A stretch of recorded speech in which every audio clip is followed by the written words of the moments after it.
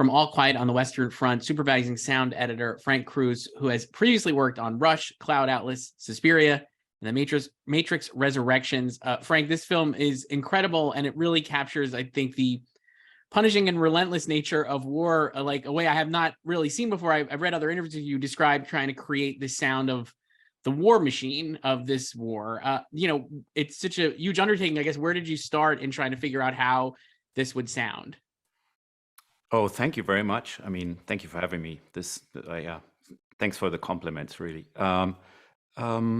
Yeah, where did it all start? I mean, Edward the Berger, the director, sent me a script pretty early on, which I was really happy about because, as you know, lots of us come into the into post like really late in the process. But this one, we had a really long kind of head start in terms of, wrapping your head around it, how to approach it. So, and I went in, to do a little bit of research about that era, and like trying to find, I had heard rumors about, probably like less than a handful of recordings that were available, but it was really like on wax cylinders, and probably 2 I could find, and they were obviously super lo-fi and didn't really get across any physicality of it all. And so I gave up on that pretty early, and instead did more or less research literature and articles about that time. And there's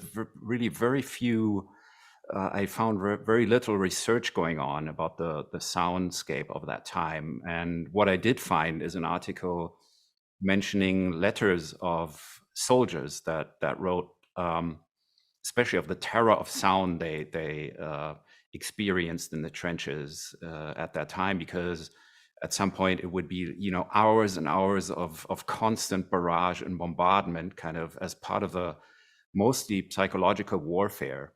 Like same applies to the tanks and the flamethrowers and stuff like that. Technology that was pretty new and was mainly very efficient in terms of the military strategy and everything. It was mainly about getting into people's head and create fear and like destroy the morale of the troop if it wasn't already before, just because of the conditions and stuff. So, and those descriptions were very specific, like almost in a comical, how do you say, the descriptions in comic books where they try to kind of write down the character of a sound. And they gave all these bombs, like, and grenades, like nicknames and stuff like that. So that was all very fascinating, even down to details like describing the sound of decomposing bodies between the front lines, and dying horses in the distance between, in the so-called no man's land where they couldn't be brought back and just left to die and stuff like that. Really horrific details. And yeah, and then pretty much the learning process was, because it was in the beginning, I thought, okay, we have to be super accurate. You have to find the original tanks and record the original tanks. It needs to be super authentic. But I found, reading from these letters, there's really no point in being like scientifically authentic, because in the end, the emotional reception, even being in the shoes of Paul Bäumer, the soldier, would be kind of always on an emotional basis. It wouldn't make sense to, why would we, make sure it's the exact same engine inside that tank we would be hearing? So instead, we decided to create the sounds to create more an emotional effect, instead of being that very tank coming down down the mud and stuff. So yeah. Did that answer your question a little bit? I don't know. Yeah, no, that was great. I mean, like everything you said there really does make sense when you watch the film as well. How much of it were you able to then, I guess, how did you work with what they were capturing sound on the set versus like what you guys are doing like in post, and how did you kind of blend that and balance that? That was really key. I mean, it was, I had early conversations with our production sound mixer, Victor Prazio. They shot it in the Czech Republic in an abandoned, not abandoned, but an old military, like, how do you say, airfield, like an exercise space, which was huge. And they, luckily for us, really, they pretty much built the trenches, and everything you see in camera is pretty much there. What you see, like the VFX, they add a little bit of background and, extend the field into the distance and stuff. But everything else you see when we got the first cut is pretty much done in camera, like the the close up grenade explosions, the dirt flying around, and bullet impacts. A lot of that was done in camera, so that was super inspiring when the picture came in. But much earlier before, because it was like at the maximum of COVID, one of those high peaks at that time, and I knew I wouldn't be allowed to go on set or travel there and record extra sound. So we had this like early conversation, and we made a big list of stuff that we would like to grab on set. And Victor was great because he basically did the same thing. So he was absolutely on the same page and had additional crew on set and took care of quieting down these metal spiked boots for the interior scenes and all that. So he was very, very well prepared. Lucky for us. And he just grabbed whatever he could record on set, like tons of crowd recordings, just 100 extras running across the through the mud, falling down, screaming, the exhaustion, everyone with their lav mics still attached from the scenes. And Edward is really great about sound because he's one of the very few directors who loves doing wild tracks on set, believe it or not, even with 500 people waiting in the background. Like he and Victor, they just grabbed all 200 extras and made them redo stuff again just for sound and optimize microphone positions and stuff like that, position surround mics in the field. And plus he grabbed all the vehicles. So we were just blown away what came back from set, thanks to Edward, because he was on the same page from the beginning since we had talked about it. So that was really awesome. And then we grabbed like every possible SFX grenade that we could find on the actual production tracks in between the dialogue, and made a huge library from those and treated them further, and that became the base layer for the whole thing, basically. So of course there's a ton of designed elements in there as well, and treated and additional stuff, and lots of other layers, and even more crowd that we recorded in a field back in Berlin doing post. But it was amazing what they just brought back from set. And yeah, that was the key to it all, really. That's incredible to hear it. I want to, we talk a lot about how, obviously like there's a cacophony of like you mentioned, like all the machinery of the war and everything. Obviously I think for a lot of people, one of the most powerful scenes is when Paul kills that French soldier in like a blown out crater or whatever. And the sound really drops off pretty much, or it's a totally different sound than we've experienced previously. And I just found that scene like truly heartbreaking. It's like one of the most heartbreaking scenes I've seen all year. It's a beautiful moment. Like, can you talk about how you guys discuss that and approach that sequence as well? And like I said, it just kind of blew me away. Yeah, that was really heartbreaking, that sequence, for everyone. Everyone who saw it for the first time was really, everyone's jaws just dropped about, it was pretty much all in the performances and stuff. And as Edwards just told me the other day, and this, I didn't know this, that during one of the takes, he heard some weird sound on his headphones, and he kind of afterwards he was asking, what's going on? I have this weird kind of strange sound in my headphones, and it turns out that the camera operator actually broke out into tears while they were shooting the scene. So he was and this was kind of the similar effect the scene had on us when the first cut came in. And yeah, that scene is like the entire film, or the approach to the sound that we made was really about contrast between light and dark, loud and quiet. And we wanted to go to the pretty much explore the extremes, like get in some moments bring down all the surrounds, make it really mono and simple, and generally the approach about for the effects or special effects, like sound driven sequences, was really to keep it naturalistic always, and never go into the synthetic side of things and make it overly like droney and stuff like that. So it should always feel like a real place still, even though there are these extreme moments, the one you mentioned, when there's this kind of, we gradually drop out of the background battle, and the key was there to pretty much not make the audience notice it, or like only notice it almost at that point where after the French soldier is dead and Paul almost wakes up from this traumatic situation, looks up into the sky, and you have these ambience of birds, actually swifts, kind of come up. And the idea behind that was kind of to make it surreal, find an element that is surreal but still naturalistic. So we put these birds there, which is a super simple thing to do, obviously, in terms of the how it is done. But we deliberately picked swifts for this because they're not around in winter. They travel south in Europe, so it's kind of a metaphorical sound for, it really felt right for this kind of dreamy wake up from this trauma, and carried this desire to just get out of this place for Paul.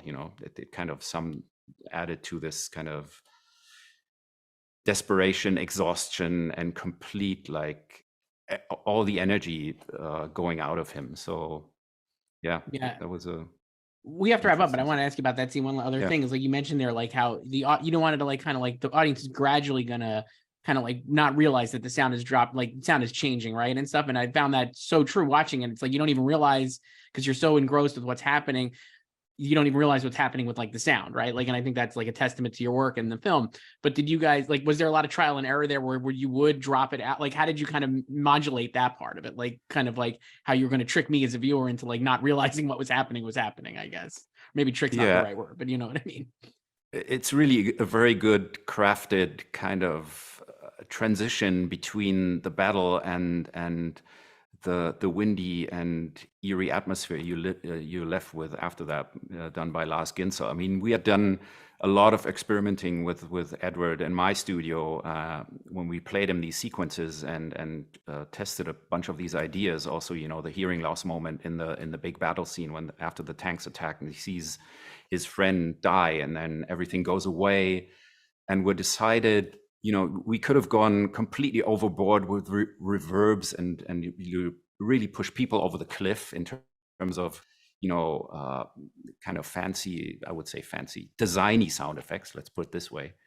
But just deciding to make it very plain and simplistic, hearing his up close breath, and keep it super dry, just hear the trickling dirt kind of raining down on him, and that little cloud of fog that goes above him and stuff like that. So to make it really tell the story always from Paul's point of view, even though the film doesn't offer really kind of a straight on POV visual throughout the film. It was kind of, we tried to establish this kind of perspective, what would Paul feel?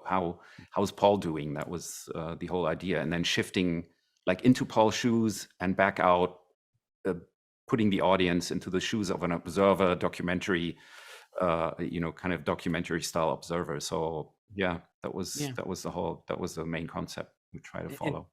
It's incredible stuff. Frank Kruse, supervising sound editor for All Quiet on the Western Front. Thank you so much. Thank you for having me. From Guillermo del Toro's Pinocchio, re-recording mixer Jon Taylor, a 4-time Oscar nominee for Unbroken, Birdman, The Revenant, First Man. His career has also included Fast and Furious 6, Straight Outta Compton, last year's Bullet Train.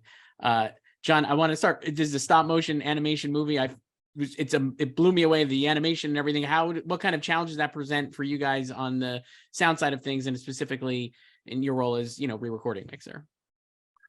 It's interesting because I've never done a film like this before. In fact, I haven't done many animation films. So the advantages in many ways are great. The disadvantages are, you nothing to hide behind ever. It's so precise in the sound that there's nowhere to hide. You just don't add extra things to cover, production flaws or whatever the case is, or help loop lines or, whatever that is. You basically, because I'm taking care of the, all of the dialogue and all the music, the dialogue is recorded generally in many different places over the past, 3 years or so. And stringing that together to make it sound like one is definitely a challenge. It was a little more challenging than I would have figured, honestly. But because the soundscape is designed precisely and everything is placed, and you try to really. I think that was the point of the film from a sound side, was really just precision, making sure there wasn't anything extra, and that's as far as the dialogue goes too, and with the music, being so much music, the songs, everything just having to flow together, and then working with the different sounds, really, especially the way that the sounds work with the music, all of the click clacks from Pinocchio and all of the different type of wood. And Scott Gershon did such an amazing job of picking different flavors that would, to make Pinocchio, between the wood, the metal, rubber creaks, things like that. That way you can change the balance that works best with the music. So Frankie, who mixed the effects on this, Frank Montano, was able to listen to the music, and just every tiny little beat be able to precisely change, the quality of the sound. So in many ways, doing this type of animation, stop motion or, regular drawing or whatever, it has a whole different type of challenge for sure. And it was exciting to go through the process, and knowing Guillermo, and of course, watching all of Guillermo's films, that's a whole nother type of challenge, because it's such a beautiful film, yet, Guillermo is always, having this really bold, sound field. And this film just having an arc, it just starts so beautiful, which is, the sort of the preciousness of the beginning of this film, really very emotionally, gets you in. The first 7 minutes are just so beautiful. And then it takes that turn. And then now it's a whole new type of film. So it's constantly evolving and changing, between the music and what the music is doing, and the sound effects and the sound field and the environment, and starting off mostly mono with the environment and letting it grow through the film, really just lets you experience, just something, a new type of feeling after, the twist happens about 7 minutes in. Right. Yeah, I mean, like, I definitely was taken aback by a lot of that, and it is a very emotional movie. It just is, like, not something you would maybe expect, like, right away. Even though the story is, like, everyone knows the story, it still is, like, took me by surprise, I guess it was, right? That kind of thing. You mentioned, like, Guillermo, obviously, like, he's so known, like you said, like, so known for his, like, the crafts of his films are incredible. The sound in these films are unbelievable. I guess, what was it like? What was your experience with him, and, like, how did you kind of, like, did it exceed your expectations, I guess?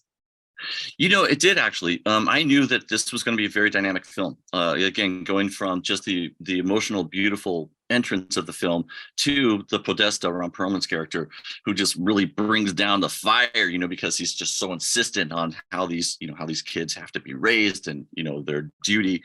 It was, so I knew that we were going to start beautifully and we were going to end big, and then we get to Dogfish, and then of course it's, really big. And so we really made sure that we had that dynamic soundscape going. But Guillermo, of course, is like, more. More, we want more, give me more. And he's always right, of course. He really is so in tune with what's happening emotionally in the film. At every minute, every single second of the film, he is in tune with it.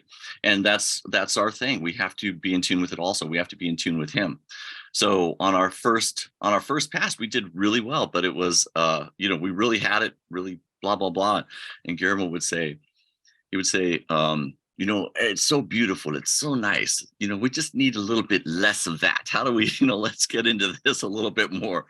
And that's what we did. It was, and it shows when you watch the film all the way through, rather than, where we're working in sometimes 20-foot increments, where we go back 5 feet, play 15 feet, adjust 5 feet, 10, and then you go back and you get like a nice 100-foot run, or, a couple minutes run. And you really get to see, where you're at, where everything's sitting. I always compare it to cutting hair. They cut your hair, then they have to move, they have to kind of flow your hair around, and then take another snippet over there, and then sit back and look at it. It's very similar to that, the whole experience. But following Guillermo's direction was, I would say it was not completely what I expected, because it starts it just has such a subtlety, you know, where the way it starts and the way the film is in general, it just has a real beauty, a very soft emotion, a very precise. Everything that you're focusing on is so intentional, you know. It was a real pleasure. We've done, you know, lots of films in our lives, and this one, I would say the the obvious simplicity of it was the most challenging part. Yeah. You mentioned obviously having to mix the dialogue and the music and all everything together. I mean, like for the songs, I think they're really great ones. Ciao Papa, seemingly a standout for a lot of people. I guess, can you talk a little about like working on that sequence and like how you kind of like mix that whole thing together and made it sound like it does in the film, and obviously had such a great effect on people who watch the movie? I think that's like a moment that has been very sticky in their minds.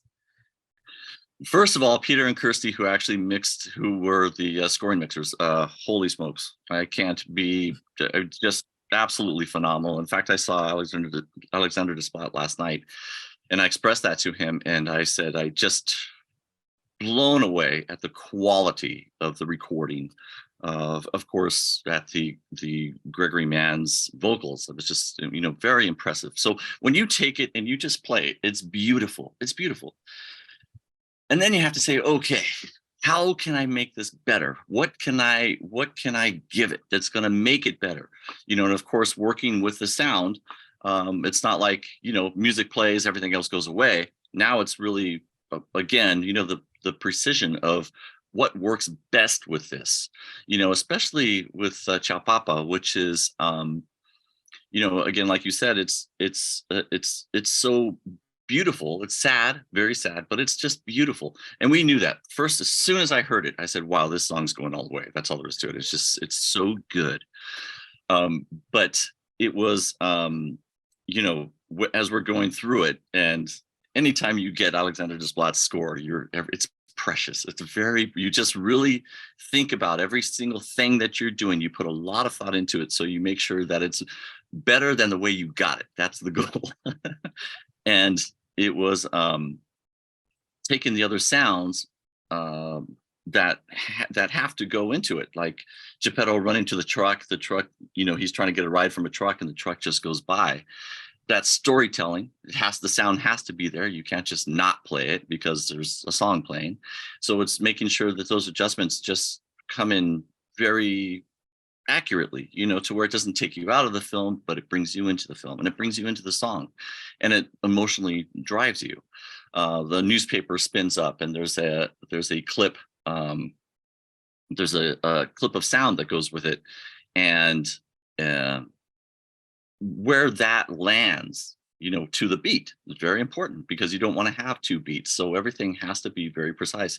So we just move things, you know, a little bit here, a little bit there. But again, everything that Scott brought was already, you know, precision. So now it's just, you know, just putting it with the music. Just, I don't know how to say it. It's a subtlety, as our jobs are. It's very subtle. Sometimes you're making half dB moves and, you know, half a frame here or whatever the case. It's all these small parts. But it was, I would say, going back to the original question, Ciao Papa, knowing that this is the song, and overplaying it, in other words, playing it too loud, would be a mistake, a real mistake, because now you're forcing me to hear it. I don't want to be pushed back. I want to be invited to it. And so it's just lots of little passes all the way through, lots of little passes before you finally get it right. And in fact, it was funny because there's a accordion solo in the middle of it that happens during a bombing scene. And Guillermo was like, no, I need to hear those bombs, those distant bombs. I need to hear those distant bombs. So let's take out the accordion. I'm like, what? No, no way. But the way that Desplat writes the music is he wrote the strings in melody with the accordion. So actually taking out the high quality sound of the accordion and letting the strings take over, which gave a lot of room for the bombs, musically completely correct. It was actually very, very, very beautiful, really well done, where we let the phrase start with the accordion, drop out for the second part, and then come back in, and then drop out for the second part again, and let the strings take over. And it's just massaging it all the way through, so the important pieces come through. it's incredible hearing you talk about it. And I love like the attention to detail is unbelievable. But how long would you say, like, how long do you work on something like that? Like you said, like just slight fine tuning and all these different things that you're doing. Like, how long does that take? Like for that sequence, like, I guess. For that sequence, because the way it turns out is on your first pass, you may sit back, after you get through it and you spend, let's say 6 hours you spend on that scene. And then you sit back and you play it and you're like, wow, okay, cool, really good. Well, a couple days later, you're going to look at it again. You're going to say, you know what? Let's do this. Let's the ding, ding, ding, ding, ding, ding, the train by. That's slightly off still, and it's a little louder, whatever the case is. So you'll spend another 4 or 5 hours. So on that, I would say that song alone, which actually it was very smooth because everything came in so good, but probably a day and a half on that one scene, right? Just to really nail it. I mean, it's unbelievable that, like I said, and like I'm like the whole movie is like I feel like that as well. And for people who watch it and have watched it, I think it really comes through, and it just is an incredible experience. I think, and like for all the different reasons with the sound, as well. Jon Taylor, re-recording mixer from Guillermo del Toro's Pinocchio. Thank you so much. Thank you so much. And it's great chatting with both of you about these movies. Like they're just unbelievably well done movies. So it's been real pleasure hearing how you did it. And they're both war films. Yeah. Both World War One. So it's ours falls into World War II, but it's that's how it starts. Yeah. I like your conclusion, like sometimes more is more, and then sometimes it's not. That was really, it's such a classic. Yeah. And to me, especially with music, is and when you have a lot of music, when music has 70-80% of the film, if it's played too loud, you become very aware of it, and all of a sudden becomes kind of boring and also doesn't have any impact. Your emotion is kind of gone because you've checked out, and it becomes just kind of a background noise. So the precision of that, I mean, really making sure that you're in that pocket, that correct pocket. It takes a lot of looking at it and going back and playing the whole film, as you know. Yeah, that's true. I mean, we had a bunch of conversations with Volker Bertelmann, our composer. He had done a couple of films with Edward before. I hadn't worked with him before, but it was really kind of encouraging because when we spoke about the work, like the how do we deal with the music across the battle scenes and stuff like that. But it turned out he's actually someone he doesn't want to add stuff where already one department is doing all the work. It doesn't make sense often when everyone is doing the same thing in the same direction at the same time. So That was really great to see these first layouts that he sent, and then to learn that it's quite a transparent kind of music, and obviously these iconic like 3 notes that became the theme, the main theme, were just so kind of, oh my God, wow, this is just 3 tones, but they carry so much in them.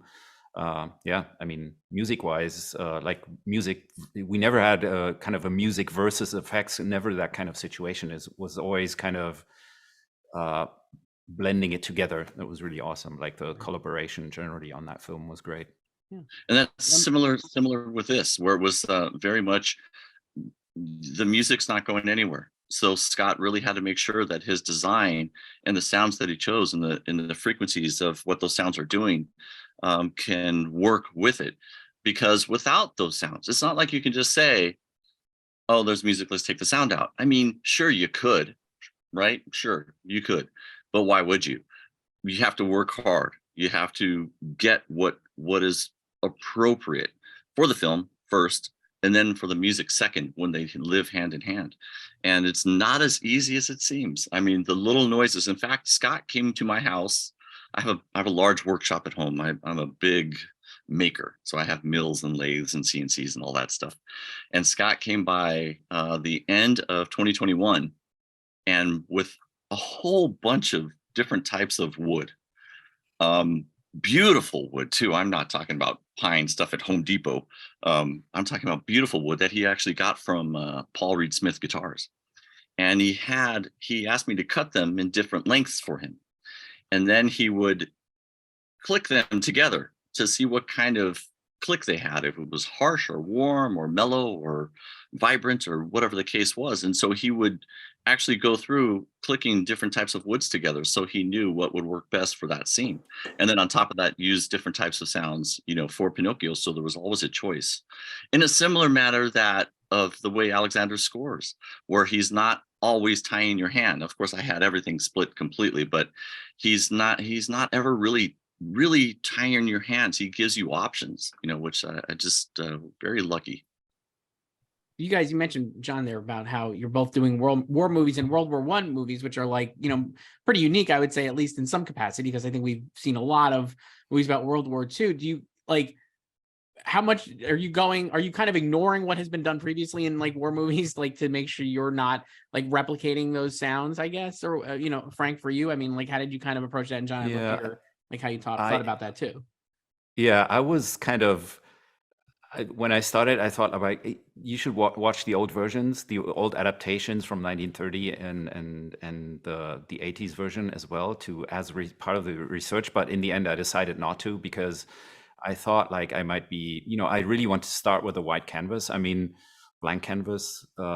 Obviously, I've seen, Private Ryan and all these iconic war films and stuff like that, but it's a long time ago. I didn't want to revisit them as prep for this film, because I thought like, let's try and do our own version of this, and let's let it, to a certain degree. Of course, there's always like the learned kind of experience of war from films, because I haven't been to a war ever in my life, and I hope I never have to. So there's no firsthand experience for myself. So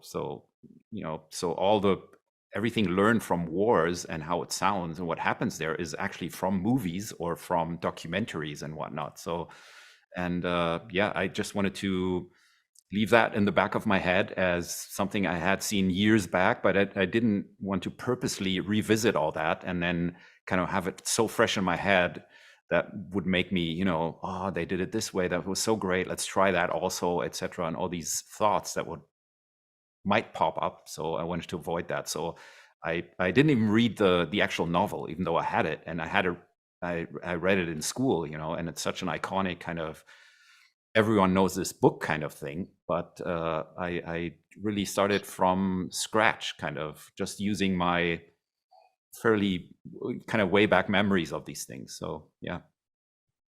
And John, how about you? Obviously it's a little different, but like you're saying, like there's a part, I mean, like it begins in World War One, and obviously you have threaded throughout is obviously the war. So yeah. Yeah, I can't speak for Scott and what he went with, but as far as, because these were kind of snippets of the war, the film existed during the two wars, but it was all about the emotional value. So in other words, it was whatever translates best. And also remember, there's a difference between realism and film realism, right? And this is always it's an interesting conversation, because people always say, oh, we're going to make it real, well, what does that mean? What does that real mean? What are you talking about? How you grew up in a theater, or what you've experienced in real life, which is kind of what Frank was talking about. And it's always of how we grew up watching theaters and listening to, even television shows or podcast or whatever the case is. It's what we experience from other forms of media. And so then in this case, it's finding what works best emotionally, always. I don't know how accurate these planes are. Well, knowing Scott, he probably went and got some 1914 plane and flew it and recorded at the same time. But the bomb doors opening, the bomb falling, that critical moment of the film. It really is what's emotionally, what's the texture that has to exist to really get you committed to what's happening, emotionally. It's whatever he used was perfect. Right. You guys both are movies here that are theatrical movies that were also out on Netflix, so seen by a large amount of people, right? Like so many people, and we've experienced, like we're saying here, like a lot of movies people just have watched at home throughout history. But you're also mixing and like making these movies sound great for the theater. I guess, do you think about like how people are going to watch them both now and then like in the future when you're working on the films, or how do you kind of approach that? I guess, John, you want to start, and then maybe we can go to Frank too. You know, that is it's such a great question. In fact, there's still films that only ask for 5:1, you know, still, and sometimes it's very appropriate. Sometimes mono is very appropriate. But yes, you always are thinking about, first of all, the end user. So if you're mixing theatrically and then you do a separate mix for home, how's that going to translate? You definitely, where everybody's doing that now. So for the most part, I should say that Frankie and myself, we work at Universal on the Hitchcock Theater. It's a 92-foot theater. It's a large theater. That's where we are based at 100% of the time. So we don't bounce around. So we know our stage, we know how it translates. And basically, up until recently, we've never really done, in fact, we still haven't done an actual streaming show. So they've all been theatrical releases. So we've always done theatrical mixes. And then on the back end have done a near field sort of rebalance, and to make sure that we hit the numbers for who's ever, you know, streaming the show. But yes, you are constantly thinking about it. We always mix in Atmos, regardless of what they want on the back end. We always mix in Atmos. And you know how much Atmos we use, how much of the overheads, how much of the wides we use. Yes, we'll definitely, that'll be in the back of our head saying, okay, if we make this too different, you know, it's not going to work. So we do have to do a 5:1 pass so the director can hear how it's going to be in the theater or streaming or whatever the case is. But yes, that's it's something we constantly think of, and that's not new. That's always been that way. I've been mixing for 35 years, re-recording mixing for 35 years, and mono. You always had to be aware of mono in the beginning. So you can mix stereo, but okay, and we're in LTRT. Is this going to fold down correctly to mono? And if you don't watch that, then a lot of your sounds that are going to surrounds or whatever will disappear if you go to mono. You won't hear, you know, it's the exact same story. It's just changed, you know, it's new. Yeah, always evolving, right, with the technology. But is this the same? Frank, how about you? Is that you have a similar experience, I guess? Yeah. Pretty much the same. I mean, on All Quiet, since this was a Netflix thing from the start, and but we treated it as a theatrical film. When we worked on it in the editorial and then the mix, it was always, we mixed for theatrical release the whole time, and then did the, you know, the dynamic reduction for the home theater version and stuff like that. But I mean, like you said, you know, in the old days was much harder in a way to make sure everything's compatible with, like, Atmos makes it so much easier. It just scales down so much more, like, seamlessly. I mean, there you have to definitely listen to stuff in this process, but like our film, like the theatrical version is really, really dynamic. Like the dynamic range, we really try to go to the, you know, whatever is possible in the theater, especially in the lows, and that to avoid to you know, the home theater user audience doesn't, you know, have everything lose everything. Like the opening landscape shot has a very, very tiny environmental background sound in there, so just to make sure that it's not completely lost and it doesn't sound like there's just nothing, like, you know, technical silence in there. That's kind of the process. You push the quieter parts up, so that's the main process now. Make sure nothing falls down in a weird way. But otherwise it was a theatrical film for us all the whole time. Like, yeah. That's interesting. I mean, I guess as a viewer, I'm thinking about how I watched like so many classics in my like Magnavox with like one speaker on the side versus now where at least I have a surround capability. I guess it's like still a better experience at home than it was even when I was a kid. So the sound is automatically gonna sound better as well. It's for both of you guys, like when you're watching stuff and even working on stuff, this is a very broad question, but what makes for good sound in a movie for you guys? Like, how do you think about that? Like, is there a good, like, how do you, like, is it like we're saying here, it sounds like a lot of the subtleties and like nuances, but I mean, do you think that's what it is? Or like, how do you kind of approach like what a good sounding movie would be, I guess? John, how about you? You know, I'll just go for the kind of most obvious, simple answer. It's clarity. I don't want to have to guess what I'm supposed to be focused on. So, in fact, it kind of goes back to, let's say the early 1990s. And where you have a strong producer, and was easy with producers. When there's dialogue, I want to hear the dialogue. I want to know what they're saying. I don't want to have to strain. And there's a real value to that. You know, when there's melody of music, I want to hear the melody. Every note of that melody is important because it's pulling me emotionally, or it's designed to pull me emotionally. And then it be supported. You know, when you have the conflict of all the different sounds in the music and the dialogue, and you're not exactly, you kind of get lost. It becomes blurry. It's like I have, you know, bad lenses or something. It's the same with sound. Clarity, regardless of what it is very important. You know, there's several films that we decided, you know, okay, a spotlight. Where's the spotlight got to go? Where's the spotlight? You know, and then if you kind of learn to think about it in that sense, it becomes simple, but in a way, it's always going to be difficult because it's like, well, here I am, my 30th pass on this line. It's clear as a bell. Well, now you go back at 2 weeks later, you play it. It's like, I have no idea what they said. I couldn't tell you. So it's a constant battle, you know, for clarity, not just dialogue, but everything. Effects also. Sometimes those subtleties, the subtle effects that you're talking about, Frank, are the most important thing at that moment. So if it's not subtle anymore, then it's lost its value, you know, emotionally. So you really have to work. There's a lot of hard work that goes into the smallest of the details. Yeah, I agree. I mean, yeah, we definitely took a little bit of freedom in terms of like blurring the lines there in terms in the scenes where we actually wanted confusion, or use that as a tool to create, you know, what's going on, you know, to create this moment of becoming overwhelmed in terms of so much stuff going on that you're pretty much, to use that as a tool to be in Paul's shoes, basically.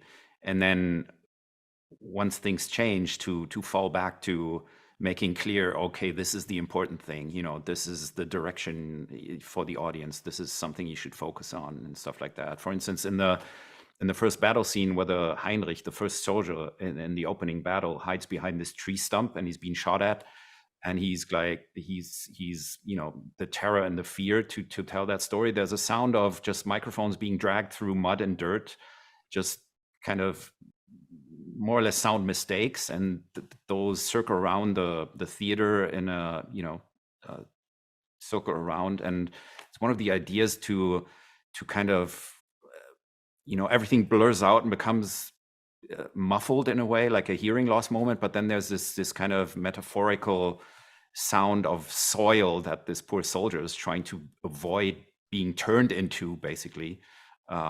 So stuff like that is not consciously, you know, we're not pointing the finger at it. I believe now that I'd said it, some people might notice it, but it's also clarity in terms of what you, like you said, you know, the where do you want the focus to be? So you add confusion overwhelm people, but then at the same time not make it distracting and completely obvious, you know, that hello, here's the effects playing in the surrounds and all that stuff.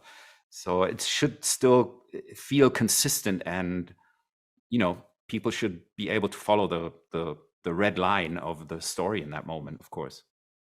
Yeah, it's really remarkable. I mean, the both of your work here in these movies is just incredible. We do have to wrap up. From All Quiet on the Western Front, supervising sound editor Frank Kruse, and from Guillermo del Toro's Pinocchio, Jon Taylor. Thank you both so much.